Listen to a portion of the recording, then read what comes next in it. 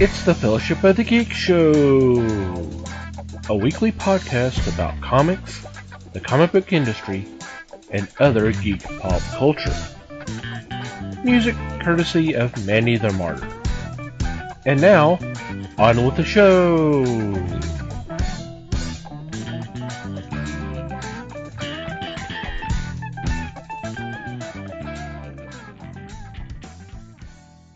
Hey there, everybody. It's the Fellowship of the Geeks podcast. My name's Thomas Chick, and joining me for this episode is Mike Marlowe. Hey, gang. Les Webster. Hello, all. And Liz Newman. Hello, everybody. How are you guys doing?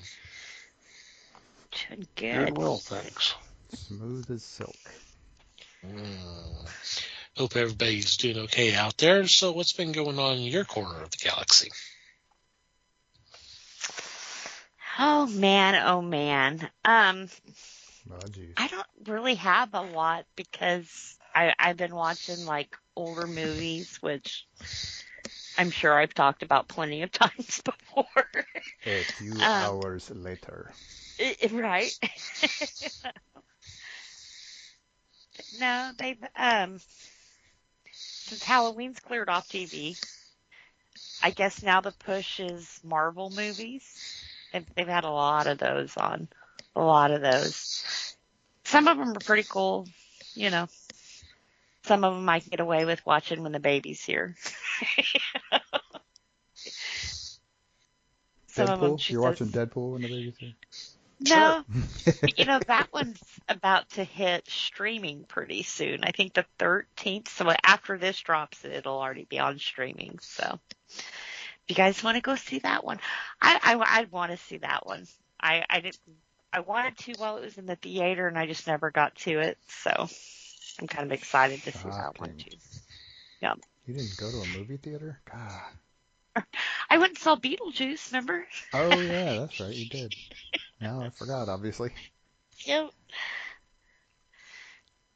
No, other than that, I've just same old, same old. I'm still doing my coloring thing. And you know, that, I think a couple of weeks ago we were talking about AI art and, you know, everything else. Well, I always go to Etsy and I get, you know, my coloring pages there, you know, when I want to draw or whatever. And, you know, most of the time they're pretty good. They're from a good artist and everything else. Well, I bought this cute little one. It was two little frogs. They're in the rain. So I get to coloring it, and I'm almost done with it, and I'm going back over my little frogs. And I'm like, wait a minute. I thought I already did his feet. What the hell? You know? So I get to looking at it, and yeah, I did. This little frog had 3 front arms and 4 back legs. Awesome. So from The Simpsons or what? I was about to say, yeah, it's Springfield, yeah. Right. Little You find Blinky? Yeah. It's like, wow, you know, how did I not notice that the first go around? They're breeding them for the legs because delicacy, you know. Yeah. And then you're at that point, you're like, do I just finish it? Instead of the water around them, do I make it radioactive and tie it? All right, how do you make it glow? You have pencils for that? How does that work? But I think the most upsetting part was, even when you think you're buying from somebody, I gave somebody money for this. That's the most upsetting part. You know, I could have went and made this on AI myself. You know, I don't want to say there's no talent involved in that, but there's really not a lot of talent involved to do that, you know.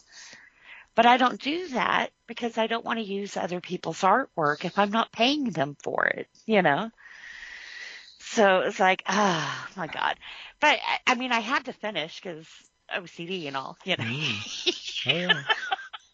Totally. It's like, damn. So now I know definitely, you know, to take a better look.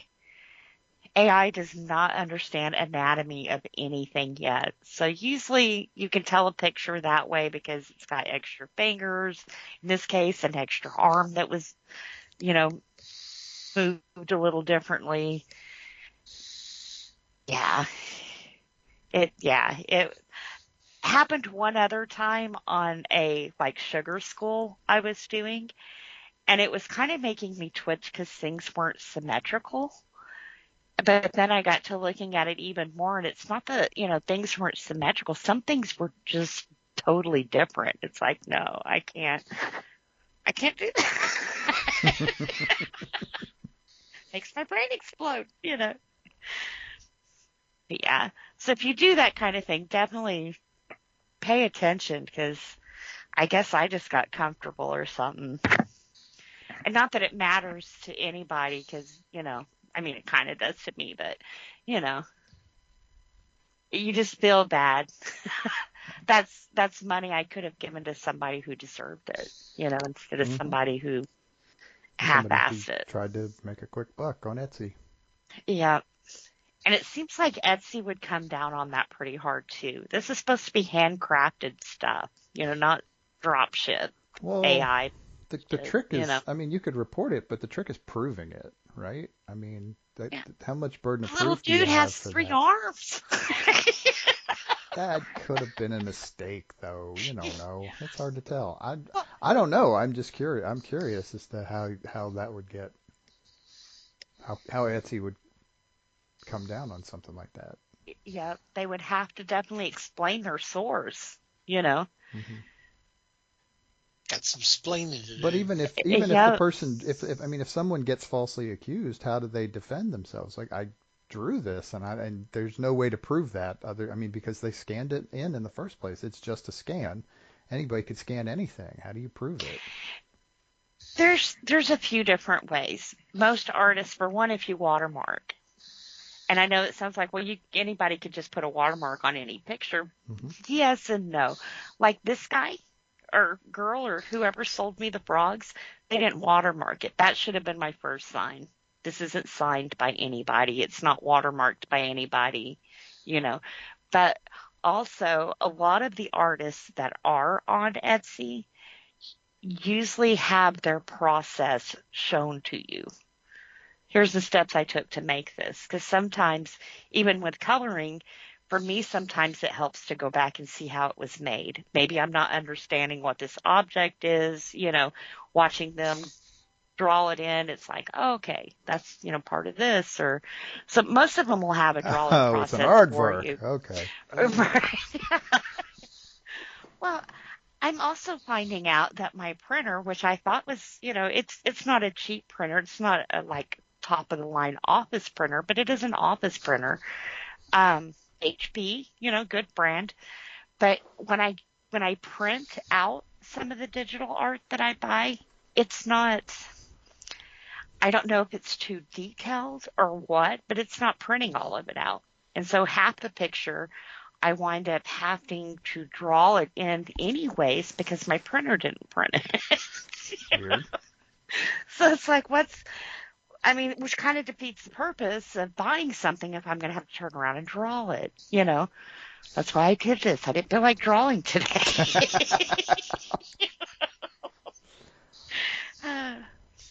And there's also been things I've been working with, like those maps and things that I couldn't draw that. I appreciate the hell out of people who take the time to do things like that for people like me, because I love it. To me, it's interesting.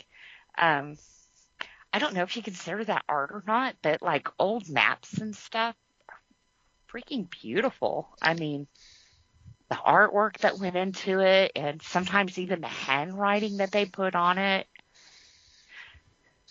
when they didn't understand what was all in the water. So some of those maps are pretty interesting. So yeah, like I said, it's just kind of upsetting that I let my guard down this one time. You got took. I got took. It's like, damn. There's assholes shouldn't have did everywhere. That. Yep. But they're cute little frogs. I mean, extra limbs and all. If you need a hand, they got you covered. Wow.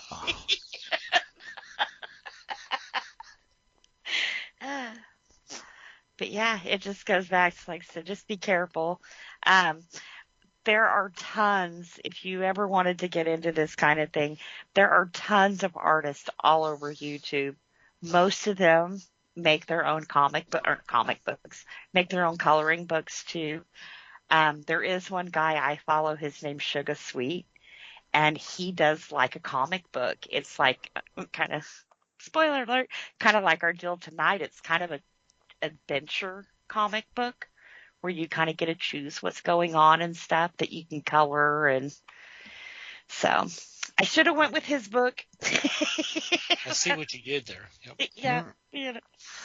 So, but yeah, find you an artist, and most of them sell their artwork over on Etsy. And then you can watch on YouTube how they did it. And, you know. But yeah, I got suckered. Damn $2, you know. Right. $2 down the drain. Yeah, you know, just can't buy anything anymore. You can't like hide the extra limbs or anything. Yeah. No. Like his front hand, one hand's like up on his chest, and the other one, no. I'll have to show you. Like, no. That makes perfect sense. Absolutely. Yeah, it's the way his arms are, and that's why I should have noticed sooner. Because like one's up on his chest, and I think the other one's down on his belly, and it's like, maybe he came from Hiroshima. I don't know, you know, but he's definitely wonked. Maybe he just thought a third arm would be cool, you know. Yeah, as Got it one came grafted out of on. the cesspool there. See, you keep making accusations like it's like there's some sort of environmental disaster. It could have just been his choice. Yeah, maybe.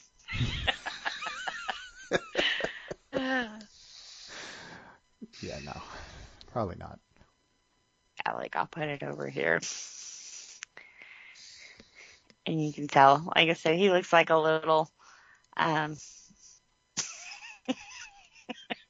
like he needs some help.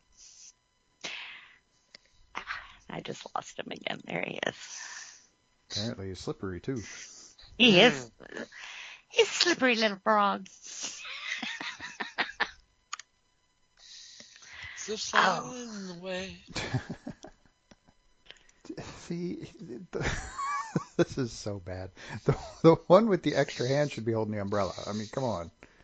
Right? He's got the hand. But Right. but look behind him on over there by the flower. He's got an extra back leg back there. Yeah, there's more Those are legs. toes. There's another leg back there. And the same with the other one. You know, so it's like, wow. There's a whole lot of toes back between the two of them. Yeah, a whole lot of toes. And his front foot looks like it's maybe cleft. I don't know. But I didn't notice hardly any of that when I was doing it. So it was like, wow. But once you get done with it and you start to look at it colored, it's like, huh, that's a whole lot of AI going on there. You'd hope. So it's like, do I finish? Yeah. Yeah, we're sitting here talking about a picture that you're never going to But they share can't publicly. see. Right. But anyway, Sorry. take Yeah. our word for it, folks. It's weird. Yeah, it's weird. Yeah. And something I didn't really notice when it was black and white either. So Right. line art looks a little different. Mm-hmm. It does. Takes a certain amount of imagination to see it before it's actually colored. Yeah.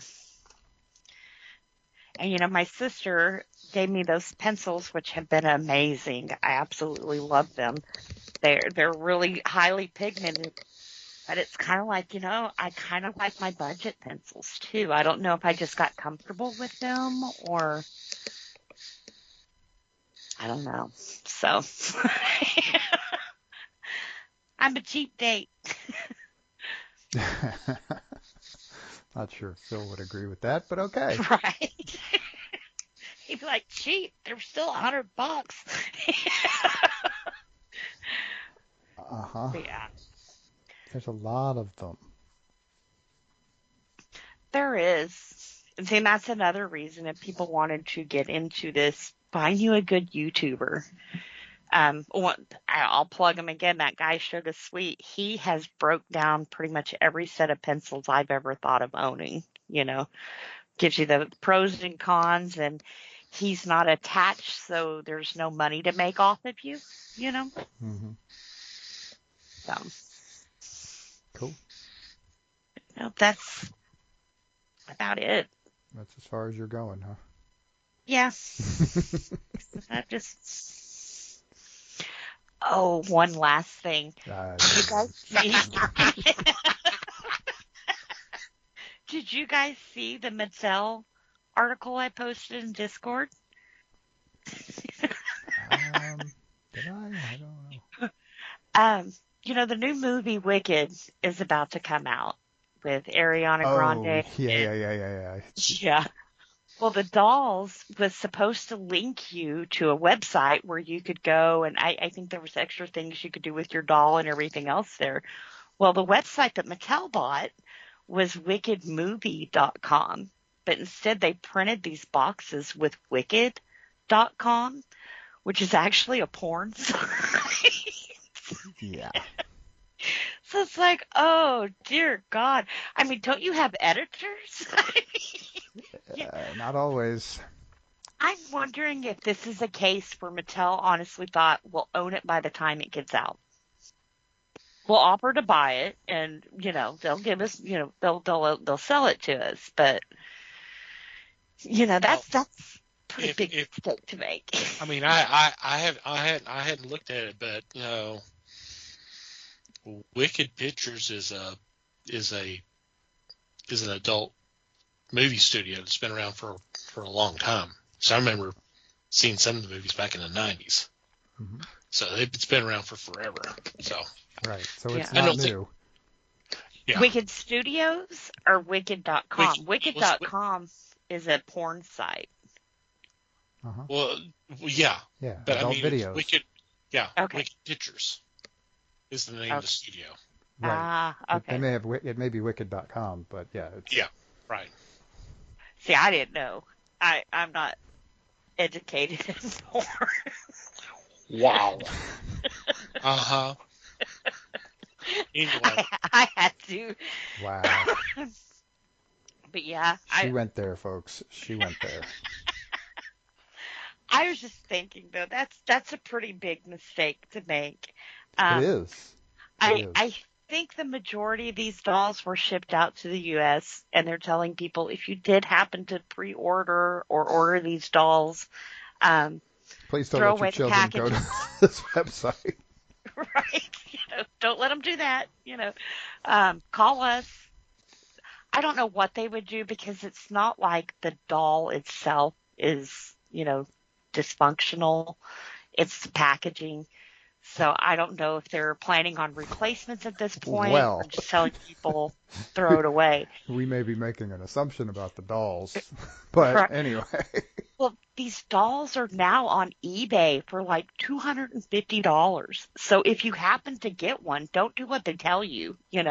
Keep the doll. Don't give it to your child, but keep the doll because now these are instant collector's items, whether the movie flops or not. Big corporation makes a big mistake like that. Yeah, these dolls are worth money now. And they're going to be worth a lot more in that original packaging. Yes, that they're telling you to throw away, Yeah.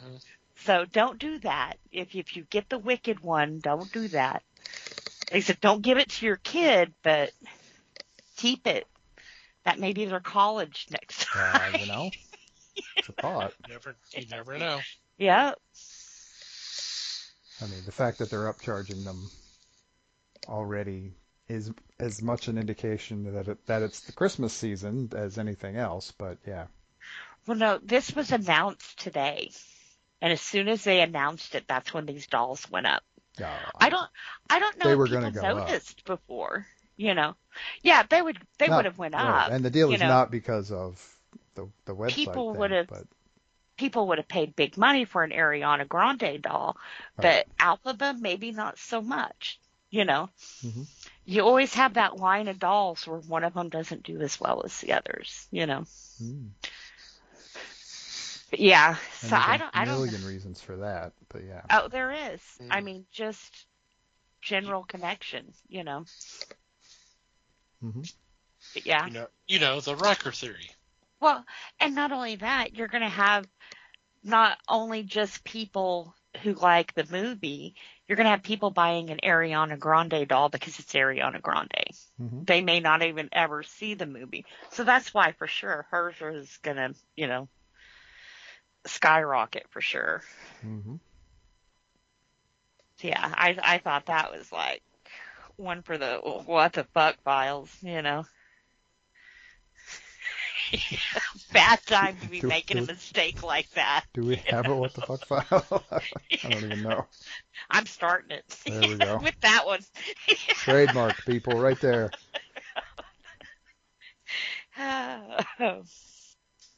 Coming to YouTube any day now. Any day now. Doo-doo.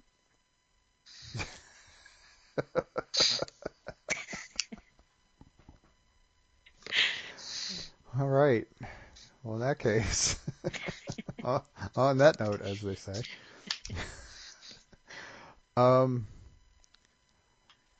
oddly enough, well, I don't know how odd it really is, but I don't really have that much this week either. I'm kind of in the middle of stuff, and I've been a little distracted, and I'm not going to be too surprised if I don't have much next week because I got kind of a busy weekend coming, so I guess that's forewarning. But I haven't really, I kind of haven't finished anything in the last week, which whether that's good or bad, I don't know. I mean, it means I don't have much to talk about, but I got just regular life stuff kind of bumping in the way of things. So, Yep. We're in that lull before the holiday season kicks in. Yeah, we are. So I get to spend most of my spare time trying to figure out what the hell to do for people for the holidays. Yeah. But anyway, not really. I'm actually terrible and my wife does most of that, but that's beside the point. Somebody's got to get her something, damn it. Right? And I'm waiting for that kid of mine to do it, because, yeah. No, he's good, but... That's fine. I had good kids, just not very thoughtful. Oh, Mom's birthday was last week?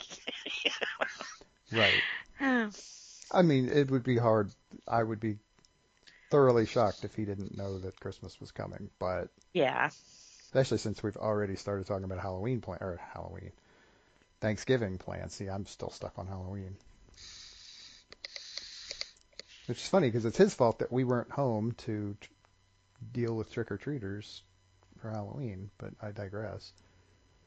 That was a different thing. We've been dealing with stuff like that for like 3 weeks now too, but that should be winding down soon. I don't know. We'll see. But yeah, I've been boring for the last week. Boring for a week, and you're going to get a life this weekend, huh? This is just going to be a busy weekend. We'll put it that way. No life involved. Well, there will be some life involved, but there will also be some adulting involved. So Yeah, that's never fun. No, not really. So that's all I got, which was pretty much nothing. Sorry, I'll try to be less boring next time. Mm-hmm. I didn't say it would succeed. I said I would try. Wes? Well, personally, I just spent time on the internet looking at videos and thoroughly enjoying it.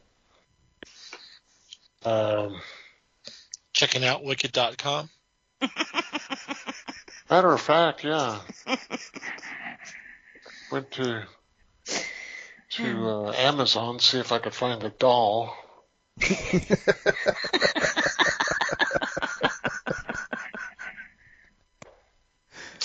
Now this Grande doll. Yep. Is this See, we spoiled the X? website that's on it, so now you don't have to get the doll.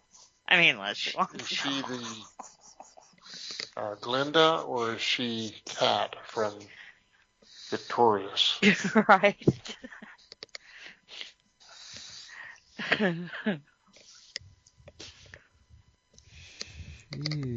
Glenda, right? Yeah, she's Glinda. I forget the other lady they have playing Elizabeth, but she's a pretty good actress too.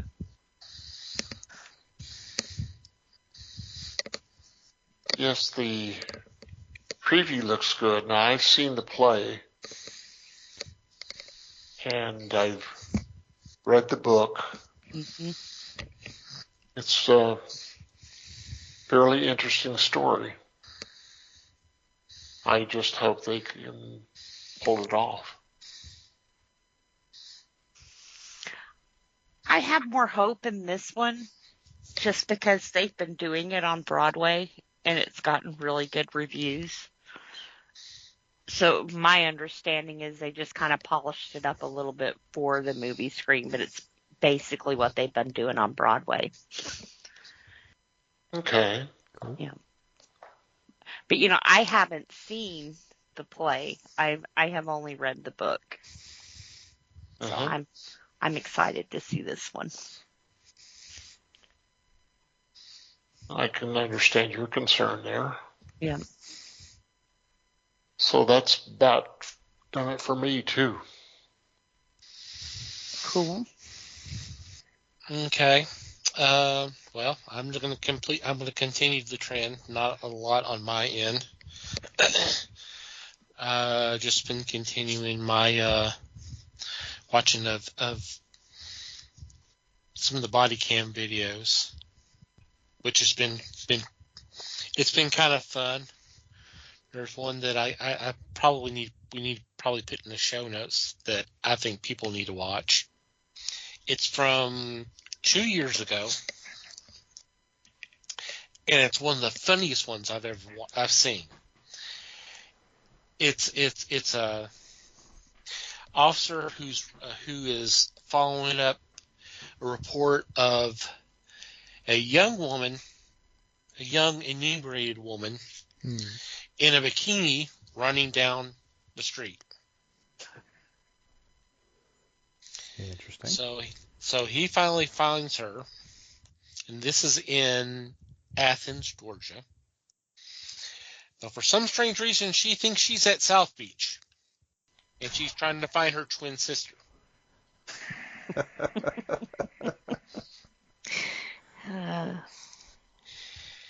And oh my God, it just there was like one time she took off running, and the camera, their camera, I guess in Georgia, it's on the side of the head instead of like under like a chest plate or whatever. So you kind of see a little bit of his face, and you're watching him as she's running down the street until she finally falls down.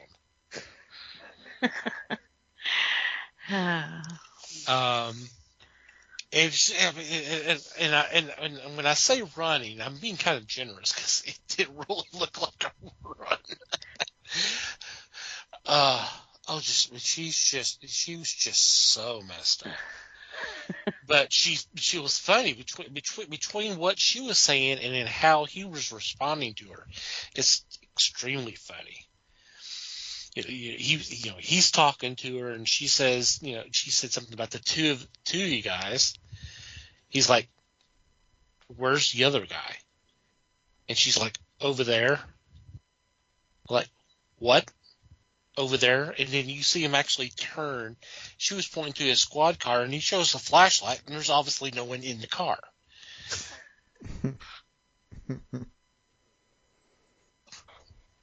It's funny. I'll post. I'm going to put a link in the Discord, and we'll put it in the show notes. It's a very fun watch. But she kudos to him, because he was extremely patient, and she was making him crazy. When he finally left, got her in, paperwork done, and she's in jail and all that, and he goes back out on the street. He's like, Jesus Christ.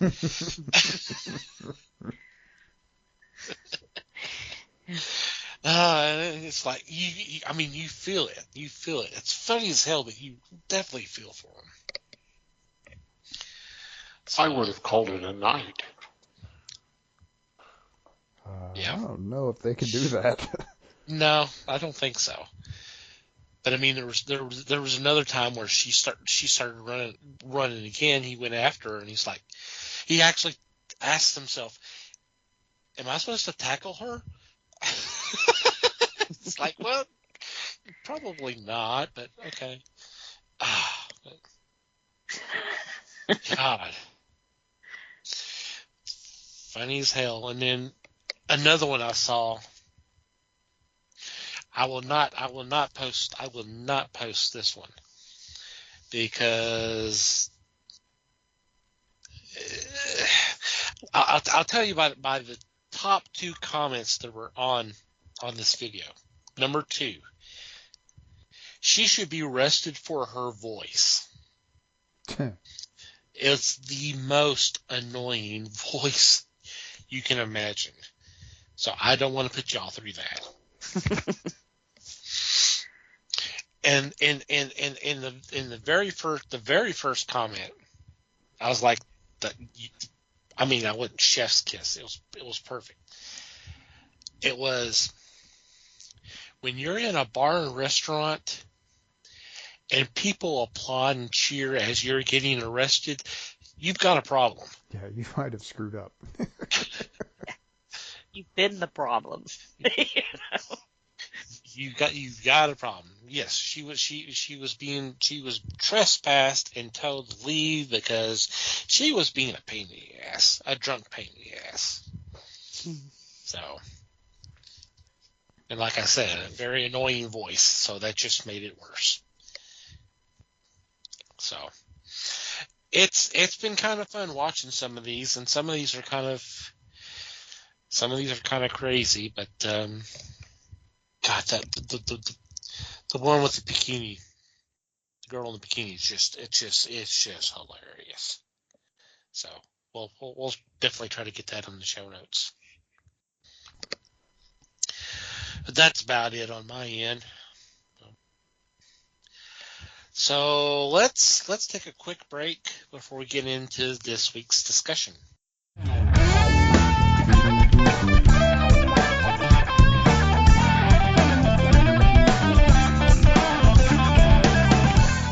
Welcome back.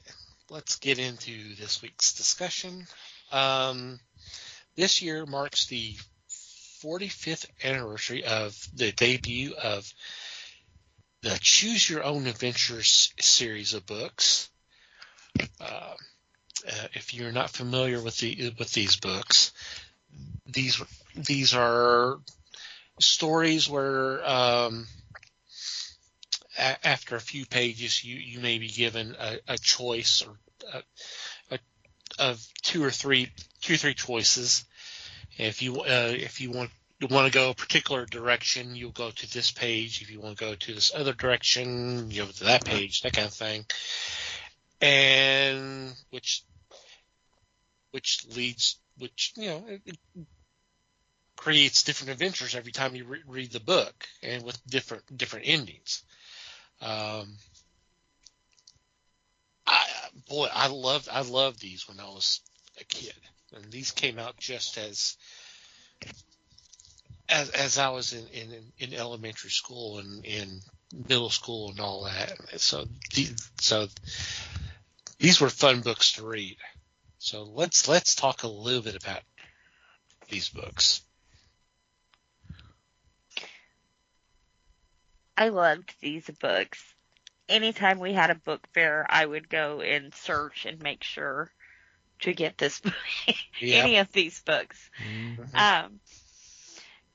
It's not that my family was poor, but we were a family of 6. There was 4 of us girls, so my parents didn't really buy us a lot of books, not like, I know that sounds horrible, but it really wasn't. They were more worried about other things than books. So when books like these came out, to me, that was like gold. I can get one book and I can read it over and over and over and over, and it's completely different every time. Or I can get one book that I read once, maybe twice before I get bored of it and put it down, So I loved these books. It was like I was cheating the system. But I was like a nerd on these books. I had like post-it notes on the pages where you would make the choices. So if I didn't like the choice I would make, I could always go back. There you go. But I had each path, all sorted out and everything else. I did not loan my books out. So sisters be damned. You're not getting my book. You should have got it at the book fair. But yeah, these were really neat. I mean, I remember a lot of sci-fi, but some of them were like, one, you're a spy and you've got to, figure out the clues, and it's definitely different, and just a variety of subjects that they covered too. Of course, mostly fantasy, but yeah, it was pretty cool. I liked these. Mm-hmm. Yep, fantasy's easy. Doing it with mysteries is a little tougher, and they did those too. But yep, they did have a few mysteries.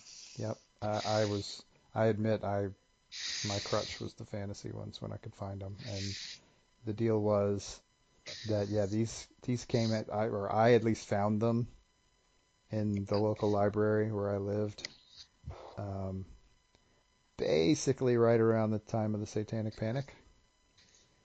So it was kind of right after I started getting into Dungeons and Dragons, and right as I was being told to leave it alone.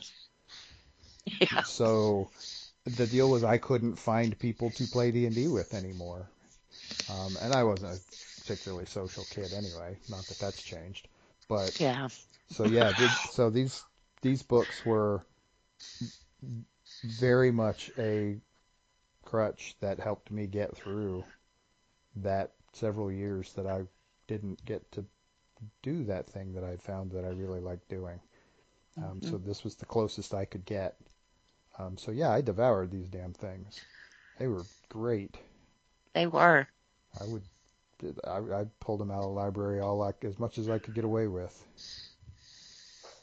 And I owned some too. I mean, I wouldn't have a ton of money either when I was a kid, but yeah, I got one here and there where I could.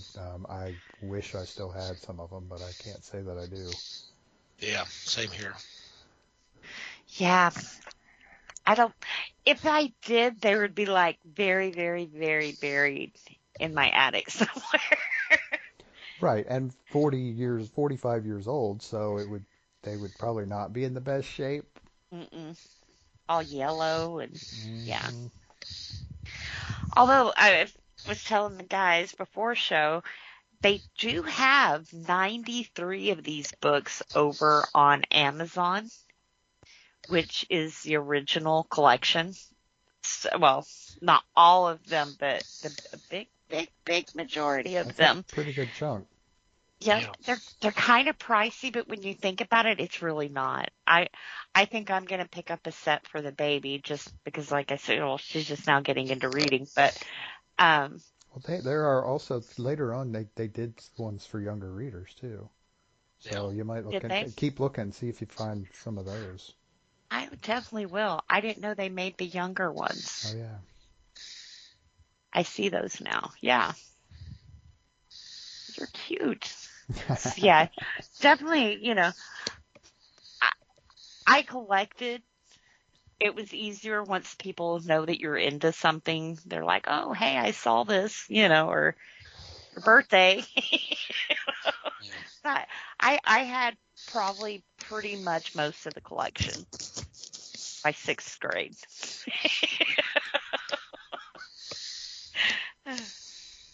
Cool.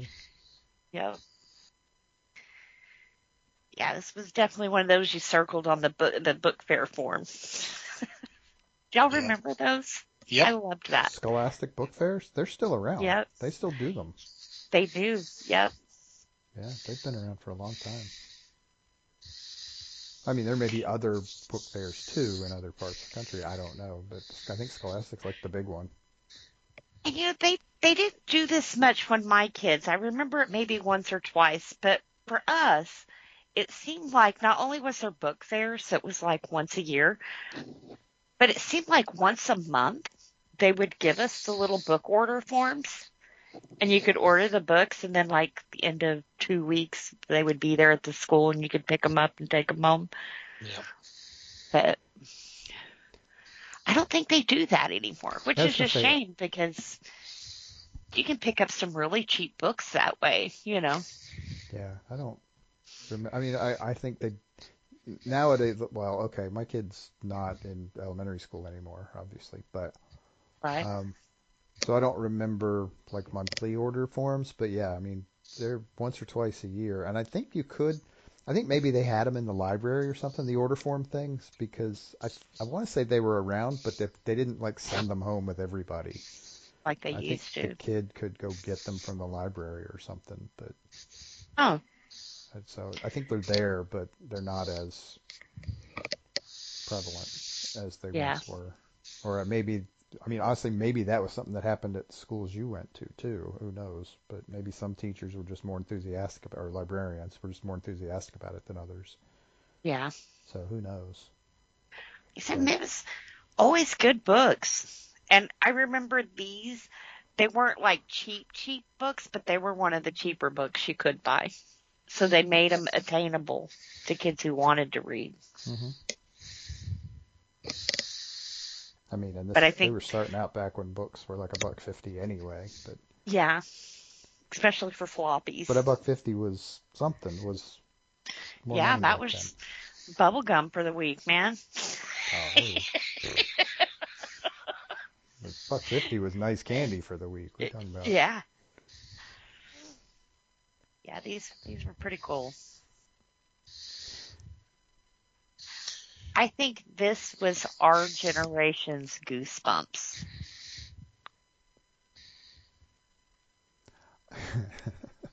I cannot confirm or deny that because, like I said, I was not the most social kid. So just because Yeah. I was getting them doesn't mean I had no idea who else I knew. I mean, there were people around I knew that read them too, but Yeah. I have Well, no see, idea. I was a cool kid for having them. I was just a nerd for sectioning them out the way I did.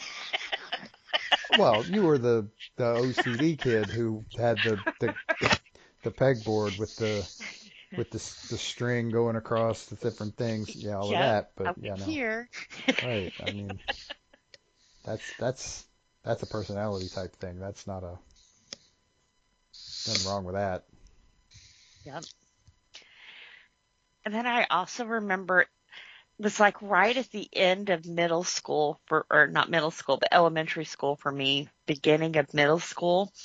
They started doing those like computer games that were kind of like this too, where you could choose your own adventure and make pretty much, make your own game by the outcomes and stuff that you choose, which I thought was kind of neat. I don't think it was by the same people, but they kind of played together well. So. Right. Yeah, more than likely they wasn't really by the same people, but yeah, you were hitting. They were The digital age. Computer games were starting to be a thing when you were hitting that age range. Yeah. So, yeah. totally off subject, but I have to bring it up. Do you guys remember Oregon Trail? It was a game like that too, where you chose your own adventure. You And guys you are making a died horribly. movie out of that? Oh yeah, we actually Ah, a couple of years ago. I don't remember who. We have a card game that is based on that. Somewhere in the house. I don't remember. I don't remember exactly where we got it. I have weird friends, and one of them probably got it for us. But right. yeah, and yeah, I did hear something about a movie. How would you make a movie out of that? Yeah, I everybody would mean, die of dysentery. That's how. yeah, Yeah. they wouldn't make it very far. Right. I mean, That what? game was frustrating, man. It was like, ah, Oh yeah, I said go east. it was terrible game design, but it was the only game of its kind for a long Oh time, yeah, and it so was it got to state be of the art, popular just for that, just for being unique, basically. Yeah. It was Agreed. terrible but unique. Yep. But it was cool if you had the computer that you could play it at home. Right.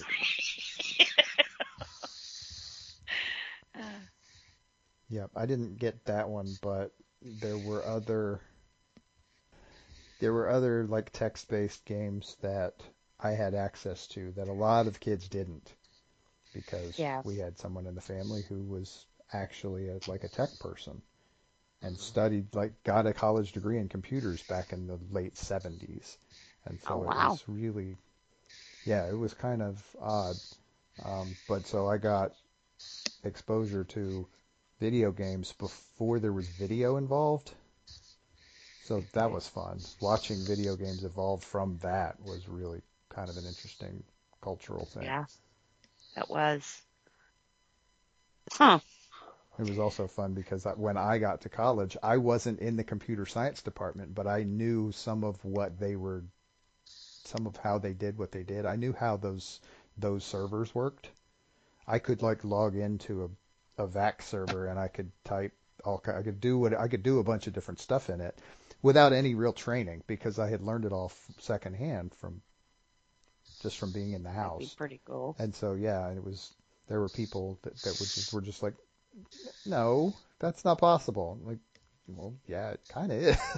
Yeah. It happened. It's me. I did it. I remember them teaching us how to make like Elvis, and I could make them sing all out of DOS. Uh-huh. Yeah. Yep. Yeah. Yep. And seeing some of the first art that came out from that era, yeah. Yeah. They were trying to teach us. Of course, today's coding classes blow those away. Oh God, yeah. Completely. I stopped trying to keep up with that. I mean, I learned a little bit of BASIC back in the day, and by back in the day, I mean I was like 13. But I didn't go any further than that because I don't know, I didn't really find it that interesting. Yeah. So I wasn't interested in pursuing a career in it. We'll put it that way. Yeah. So I stopped then, basically in high school. I mean, yeah, I'm like stopping with computer programming when I'm taking a typing course in high school, just to learn how to type. You know. Yeah. I kind of knew how to type already, but anyway, it was an easy class. We'll put it that way. Yeah. We had to take typing to take computers. It's like a prerequisite. Got to learn the dinosaur before you get on. It might have been where I was too. I mean, when I was in it, but I didn't. Like I said, I didn't go any further than that. I don't even remember if it was required. It may not have been. Mm-mm. I might have just taken it because I thought it would be easy. Easy credit. I did a lot of that in high school.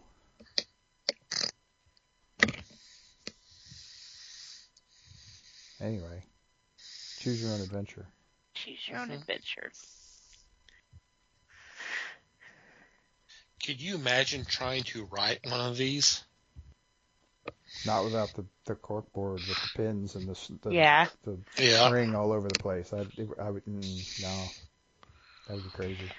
I mean, and they're not super complicated either, but But still, by the time you put enough choices in there to make it even vaguely interesting, you've written a lot of words for a relatively short story.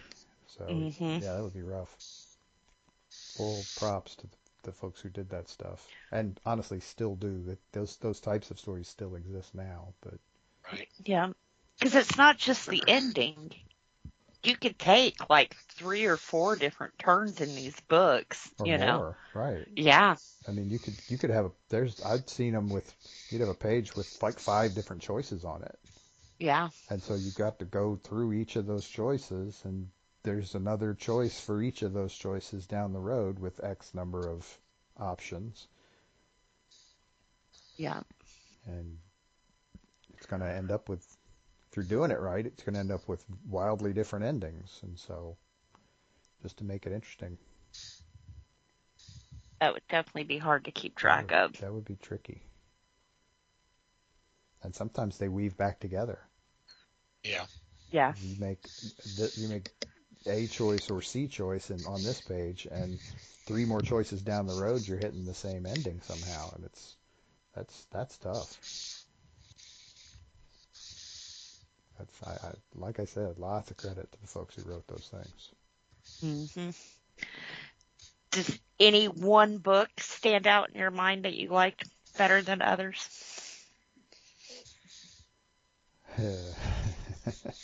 You're implying that I've read these things in the last 40 years. I have Right. not. I have not. Yeah. So not specifically. Like I said, I read a lot of them. And so yeah, I don't remember specifics about them at all. I just remember always having a good time with them. Yeah. I think there was one that was like, could you survive a zombie apocalypse? Of course, you start the book out and you're like, fuck, yeah, I can't. No, I think it was an older one too. Because it was kind of like you had to choose how to do it, and if you didn't do it right, it was like, oh, a zombie got you. Oh, dysentery, right. Yeah. Sure.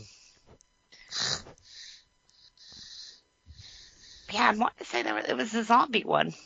Let me see if I I'm can not find. denying it. I don't specifically remember it. I don't remember zombies being that big a thing until later. I mean, they were around, don't get me wrong. I mean, Night of the Living Dead was 68 and all, and these things started coming out in 79, but they were also aimed at a younger audience. So, I mean, even the ones that weren't for kids specifically were still aimed at basically me, a middle school boy. Right. Because apparently in the they were 80s, like, that's the only people who read books was boys. I don't really get that logic, but there we are. Probably don't need to go down that path too either. No good can come of that conversation. Right. Humans are Sounds weird. like a good jumping on point.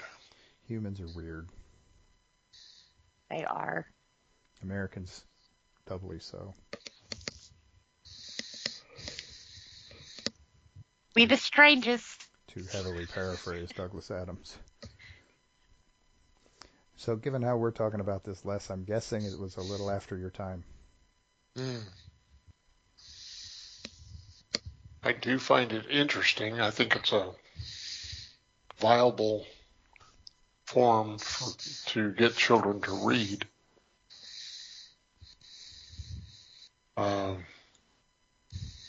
When it wasn't around when I was a kid, but I do remember my parents discussing them shortly after they finished writing on the cave walls and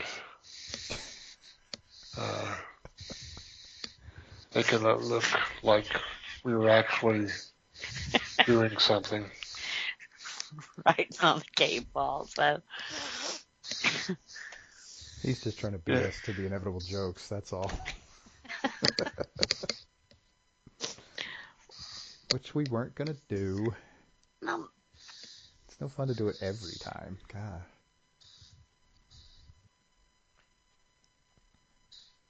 Now the premise is interesting, and hopefully they do still make these, because anything to get a child to read, that's my main concern. Mm. And it seems like this was a definite spot to drop a reader into. Let them discover what can be in your mind. That's the whole point of these, was to get somebody to know to do something out of their ordinary. And the thought process is always there that way. Spark their imagination a little bit. Mm-hmm. Exactly. And yeah, there are people still doing these. The specific example I know of is Wizards of the Coast did a series of them, or something similar to them, for D&D a few years back. Okay. So I do not even off the top of my head know how many of them they did. I have a couple of them on my shelf right over here. But yeah, so the idea is still out there. They've been rebranded a little bit because somebody owns the trademark at this point, I believe. And I don't know what they're doing with it off the top of my head. I was looking on Wikipedia where they have the list of book names, and it says 2005 to present that they're published by Chooseco. Yeah. And it said that they are the original books updated and revised with text and new artwork, as well as some brand new titles. Well, and my understanding is that Chooseco is run by R.A. Montgomery, who was one of the original authors of the ones that we all remember. Mm-hmm. It looks like most of the newer ones, they were wrote by him. Yeah. Which makes sense. And it looks like him and Shannon Gilligan. She's wrote quite a few of them too. I don't know who that is though. And then didn't he pass away?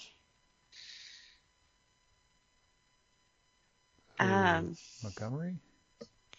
Yes, he passed away in 2000. Hang on. I have that pulled up. 14. Yeah. There you go. Yep. How did this series go for him? Was he highly successful in this? I don't think he was like Bill Wallace or anything. This is going to sound horrible, but I didn't really consider these books like my other books. I guess because they were kind of a little different, kind of like, not that they were like a comic book or anything, but they weren't like A Dog Called Kitty or, you know. So I don't know if it ever stuck with the crowd that he wanted it to. Because I mean, I was a nerd, but I liked them, but I don't remember a lot of, later, I say that, later on, they had their time, I guess I should have said, which for me was about 85. That was when they were real hot and big seller at the book fairs and stuff. But like I said, I don't think he ever became, Not a multi-millionaire? Yeah, I don't think so. I mean, he made a living. Yeah. Whether it was entirely doing this or not, I'm not sure, but he made 200 a living. books, yeah. And he wrote, I mean, of the original 200-ish books, he wrote quite a few of them. I mean, there were a couple of other people working on them too, but... Right. See, and I know they've changed the award names, but back in, when I was in elementary school, we had the, was it the Bluebonnet Awards, the Texas Bluebonnet Award? And I think the books were awarded that at one point, just because, like I said, there were the book fairs and being read so much. But that was during that time. See if it ever did. I don't know if it won any awards, though. Apparently there was an offshoot, and maybe this is where you're getting your thing from, was there was an offshoot called Choose Your Own Nightmare. Maybe that's what I'm thinking of. Which was in the 90s. These were coming out, so that there might have been a zombie one in there. Hard to tell from the titles. I mean, some of them are pretty obvious, but yeah, they've done some licensed stuff with them over the years. Well, I don't know. Maybe he did make his money from this, because it said the book sold over 270 million copies. Seems like a lot. That's quite a lot, yeah. Because we said, if we could just go with the 200 books, Yep. That's interesting. Yep, and there's even, I mean, this is so, it's been around long enough and there's enough stuff going on with it that they actually came up with a term for it. It's called a game book. That makes sense. And the origins of that go back at least back into the 30s.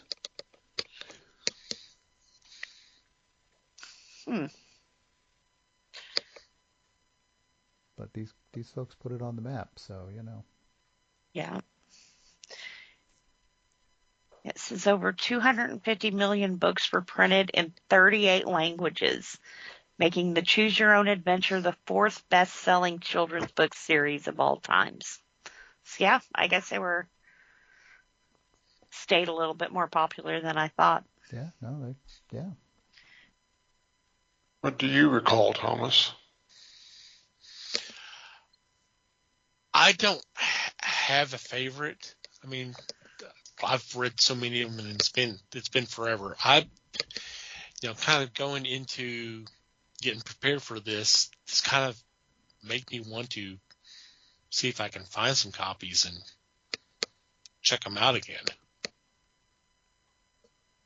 Yeah.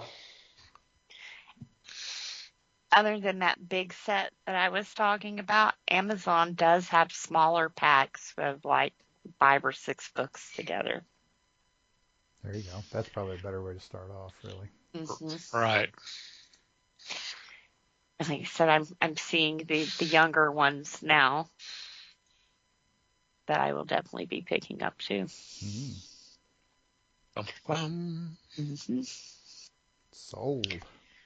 Dragonlark? Yeah, I saw that name. I was scrolling through this list.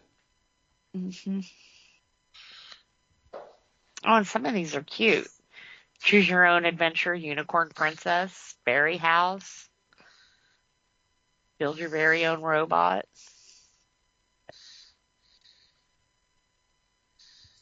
That is cute. And the younger books, seem a lot more illustrative than the ones that we have. Yeah, I mean, I think we had the ones that were aimed at that middle school crowd. Yeah. And that some of the Dragonlarks is reprints, basically, or reimaginings of the ones that were specifically younger kids.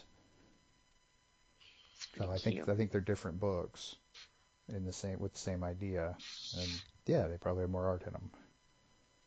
And they said this age group is early readers, so 1st and 2nd grade, so 6 to 8. Yeah. That's pretty cool. Whereas I'm pretty sure I was like 6th grade or so. That's what I was thinking. 5th or 6th grade. I was like maybe 4th. Fourth grade, fifth grade. Yeah. Yeah. So yeah, if you want to check them out, Amazon for sure. Yep. I mean, if you have a brick and mortar shop, if they don't have them, they can probably order them for you if you want to do that. If you're Yep. just anti-Amazon, but Yeah. that's an if. We're not telling you what to do with your money, you know. But be sure to spell my name correctly. Especially on that check. I mean, geez. Yeah. All right. Any final thoughts? I guess definitely check out the books if you can. So it's worth the investment. They are. Yep. Or if you have that reader at home who's kind of like doesn't like to read, try introducing these to them. It's definitely. I can see why they're calling it a game book now, because it is kind of like a game, you know. Right. Like I said, these got me through a few good years of not having somebody to play games with. So, I mean, just basically something you can do that alone in those situations where there's just no other alternative. Even You if know, that one thing alternative I is like just about your this, kid being a really hard introvert, like I was. I mean, you know. these are offered on paperback and not a Kindle, so no screen time. It's hard to do this on a Kindle, I bet. I bet. Yep. I bet. So, Yep, yeah, that's pretty cool. Not digital. a break from the screen. Yep. Which, nothing wrong with that. Nothing wrong with that. But Screens are good and useful, and they are. it's also good, just like other good things and useful things. It's nice to have a break from them sometimes. So, your mileage may vary. Christmas is coming up. Well, there's also that. Yep. And on that note, we're going to go ahead and take a quick break and be back with Geek News for You.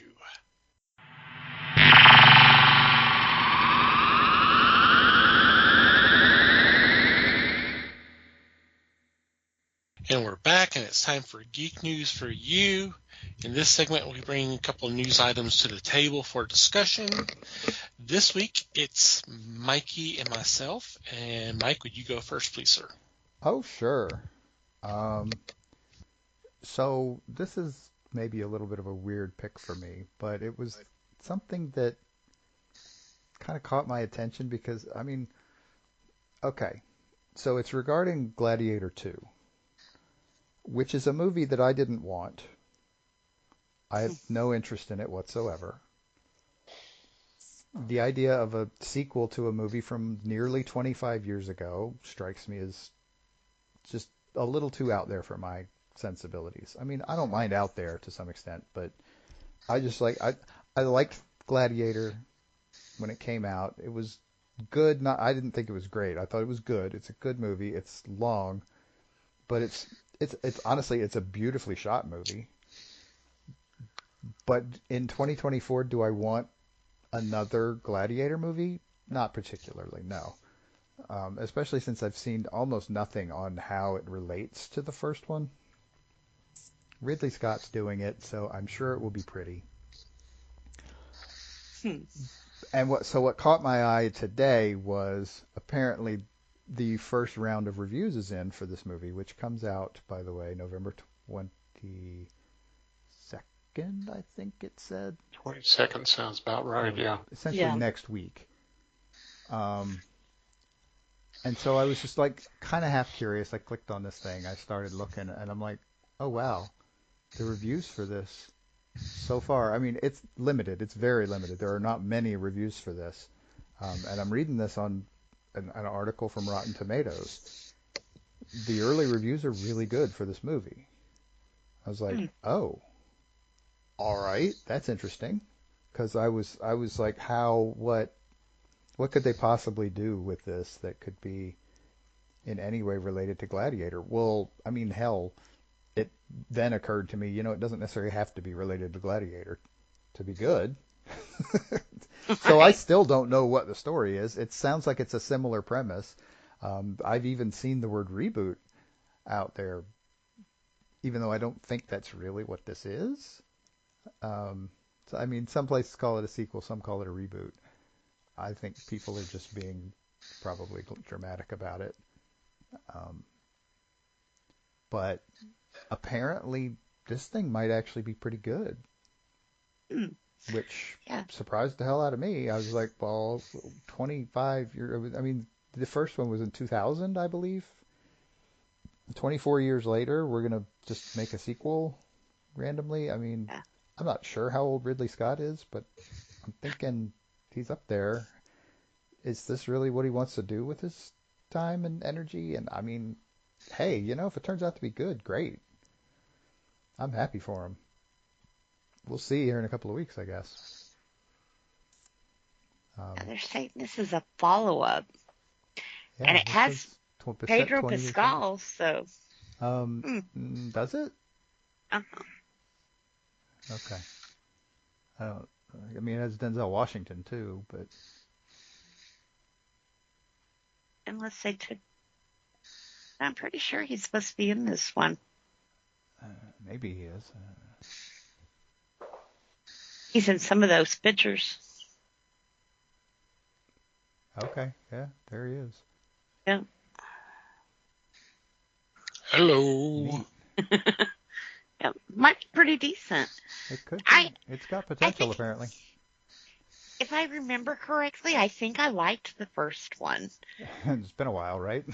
Yeah. Yeah, see, my deal was, I liked it well enough at the time, but I never really felt the need to go back to it. Because it's, like I said, it's a really bloody long movie. Well, that, and it's kind of like history, though. So it was kind of like, how do you... That's debatable. But loosely, yeah. Very loosely. Loosely. Yeah, it would be, I mean, it's kind of like, why would you want a second part? Because you kind of know what's going to happen.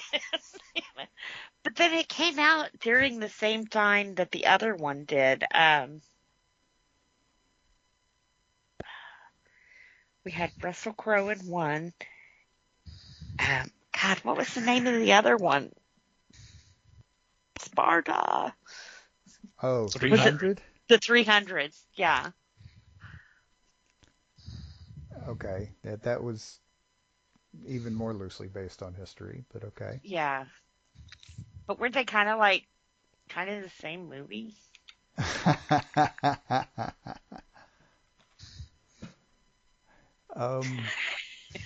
Well, 300 came out like 6 years later.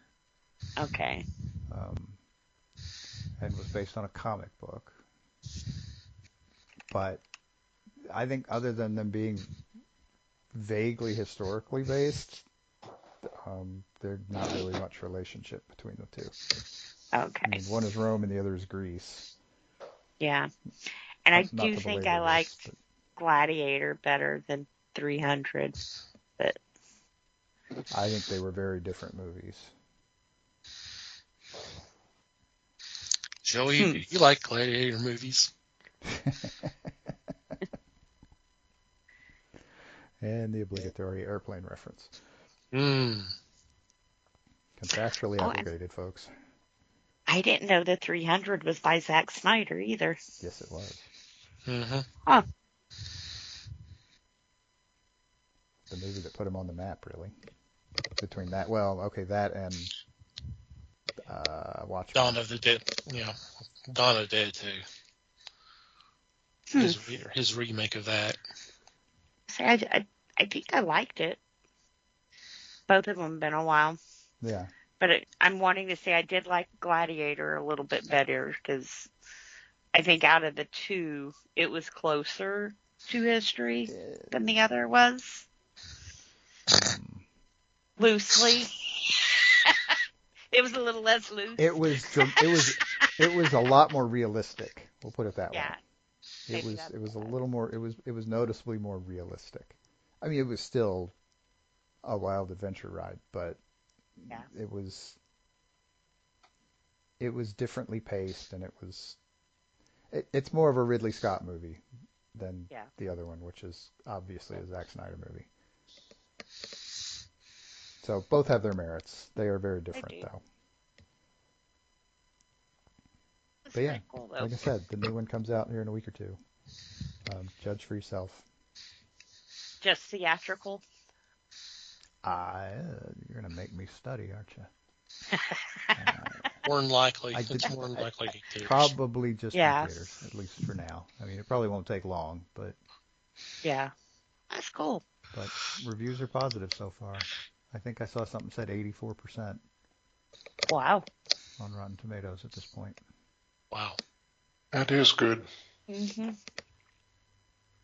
So there you go. Pretty cool. Okay.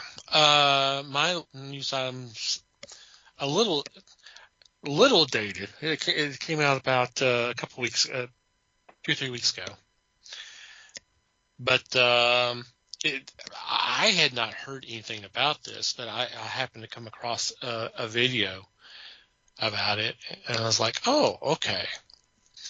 So I thought I would bring it to the table because the time is right. We're all familiar with the Spirit Halloween shops that pop up right around late August, early September, that kind of that time frame, Yeah. right? Mm-hmm. I didn't realize they've been around since '83. The first one opened up in '83. It's been a while. I knew Wow. it'd been a long time, but I didn't realize it was That long. Yeah. well. 10 locations, and they're all in the Northeast coast, New Jersey, Connecticut, New York, Massachusetts, and Pennsylvania, have been converted into Spirit Christmas. They're trying to get into the Christmas market. Cool. So In the words of Les, what the frick?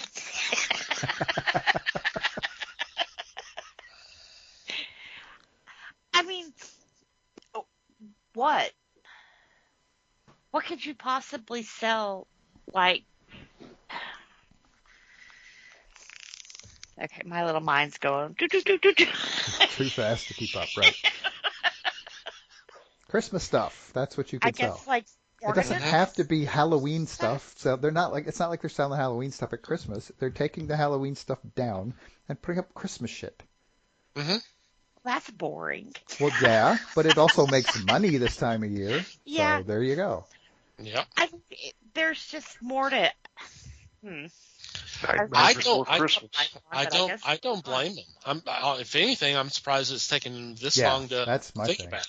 Yeah. How did they not come up with this 20 years ago? And one of the reasons that I like Spirit is because they seem to tap into the older, like killer clowns and that kind of thing. So a lot of the times they'll carry things that you normally can't find anywhere else. So that might be cool with Christmas stuff too, It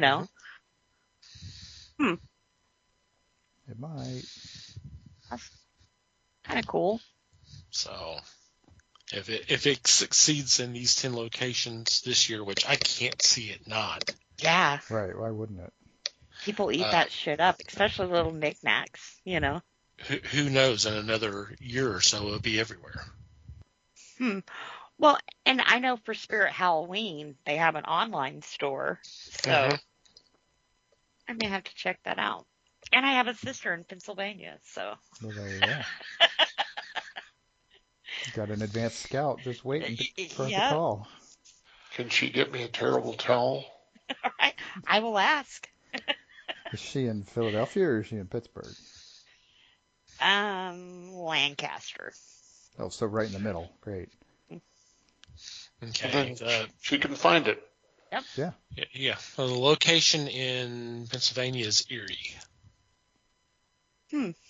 I'll have to tell her about that. At the Mill Creek Mall. So I'm curious now. Yeah, it looks like there's 4 locations. There's 3 locations in New York, 4 in New Jersey, and then 1 in Connecticut, 1 in Maine, and then 1 in Pennsylvania. I kind of find it funny. The smallest state has the most locations, but whatever. Right. Mm-hmm.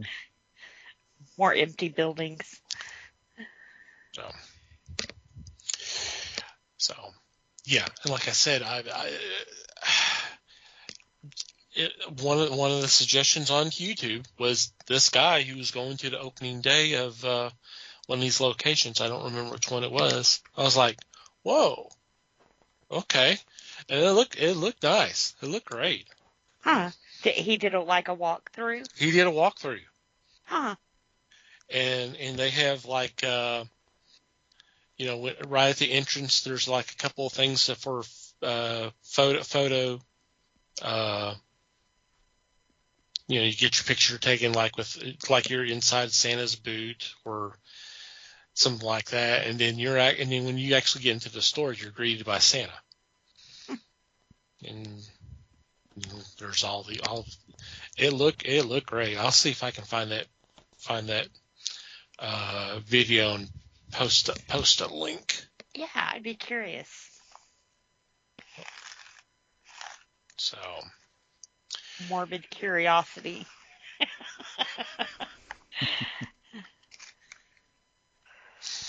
Okay, so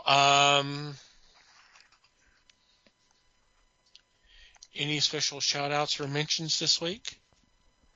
Not me. Nope, not me. Nothing here.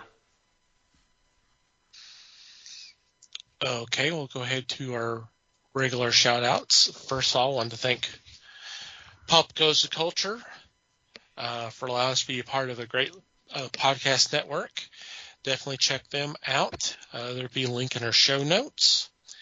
We also want you to check out the fine men and women who are so kind enough to spread the word of the fellowship by retweeting our links, and that is Potter and Family. So the best way to check them out is to go to Twitter, do a search, #Potter and Family, all one word, and just scroll through whatever catches your attention. By all means, click on that link and download that episode, and hope you have a good time checking them out. We all want to thank Manny the Martyr for supplying music to the podcast. In our show notes, there'll be a link to where you can check out their music. And finally, you, dear listener, thank you for downloading and listening to today's episode. We value your feedback. Any questions, comments, suggestions, complaints, observations, what have you, please send them our way. Email address is email@thefellowshipofthegeeks.net. Or you can go to the website, go to the About Us page, and there's a contact form that you can fill out there. Did mention that we do have a Discord that's available for anybody to come join us if you'd like. There's an open invitation on our homepage. Discord is free to sign up. The apps are free in the App Store. We post a lot of news items, stuff for discussion, stuff to laugh at, stuff to check out. We'll do some activities on there. So if you want to hang out with the fellowship, by all means, come join us today. Social media, we're on Facebook, The Fellowship of the Geeks. On Instagram and Twitter, we're @Fellowship Geeks. If you'd like to follow our personal Twitter accounts, Mike can be found @MikeyGeek. Liz can be found @LN_geek. Les may or may not be found @FakeLesWebster. And I can be found @TomTCGeek. And from wherever you download our episodes, if you'd be so kind as to rate and review the show, it would be greatly appreciated. Anything else before we say goodbye? Just thanks, everybody. Thanks, everybody. Appreciate you listening. Thanks for listening, everybody. We appreciate the support as always. And until next time, geek on, my friends.